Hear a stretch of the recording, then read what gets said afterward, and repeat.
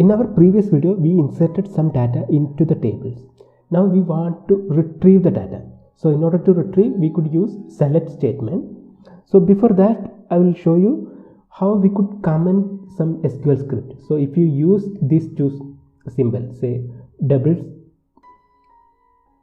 minus symbol, that line will get commented. So if you use this line or this two symbol, the line will get commented. Similarly, you could use this also, which is a standard way to comment. So if you want to comment multiple lines, you could use star slash or forward slash star, then star forward slash. And in order to comment a single line, you could use double minus symbol. So let's write some script to retrieve the data. So in order to retrieve data, we could use select statement. So we have few columns in our table. Say table user contain 4 columns, and we want to retrieve the data from table user login. So first we will write select. Then we need to specify which all the column we want to retrieve. Say if you want to retrieve user ID, you should select user ID. Then if you want to retrieve username, you should select username. Similarly, you could add multiple columns by separating them with comma. So we want to retrieve all these columns, and we want to retrieve created also. So this is the way to retrieve data. So we want to retrieve user ID, username, password, created. From which table? We want to retrieve from table user login. From table user login. So we have to specify from table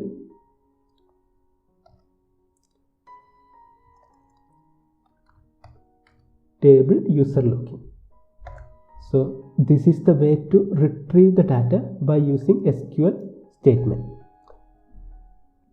And once you select this statement and make sure that you selected proper database, execute, you could see all the data which we inserted. So this is how we could retrieve. Now if you want to retrieve only user ID, in that case you could only enter user ID, but make sure that there is no comma. If you specify one comma, SQL server will expect one more column. So if you execute, it will give an error, syntax error.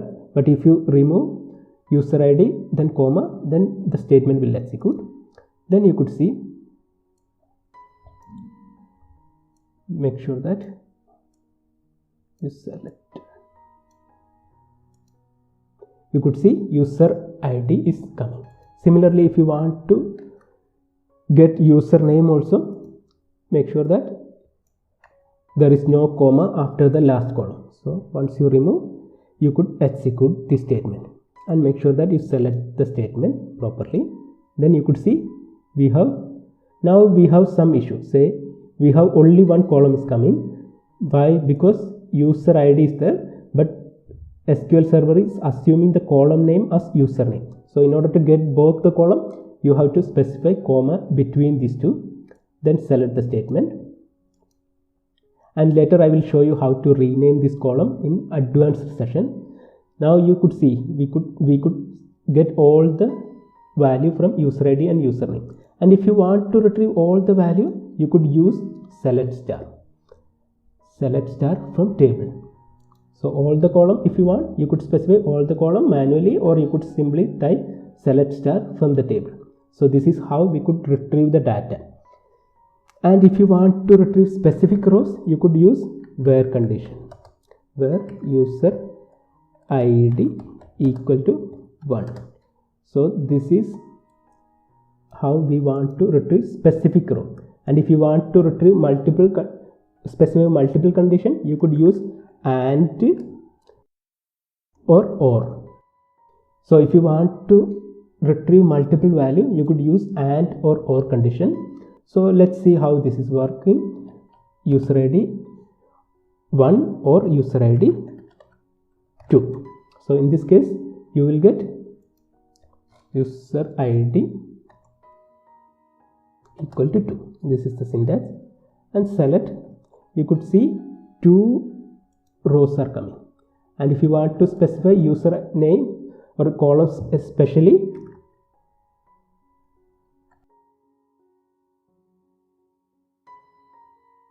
username,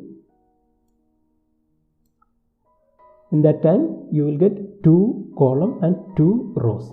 So this is how by using SQL script you could retrieve the data. Similarly, if you want to retrieve the data and you don't want to write, or you don't know the exact syntax, you could simply select the table and select this option, select top 100 or select top 1000 rows.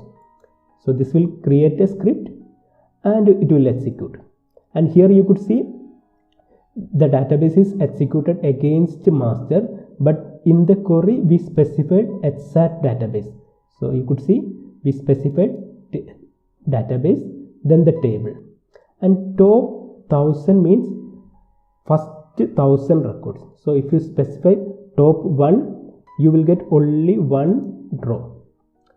So top 1 means only 1 row. So there are actually 3 rows are there, and if you specify top 3, you will get all the 3 records. And if you specify top 10, you will get only 3 because there is only 3 rows are there. So this is how you could use SQL Server in order to generate select statement. So select the table and use select top 100 or top 1000 records. Then there is another one more option is there, script table, then select into new query editor. This will also generate select statement. So but this won't execute. See, it's just created the select statement, and in order to execute, make sure that you selected the proper database and execute. So you will get, so this is how you could use SQL Server Management Studio in order to retrieve the data. Now there are wide variety of use cases might come, and that we will explain in later. So that's all for this video. Thanks for watching.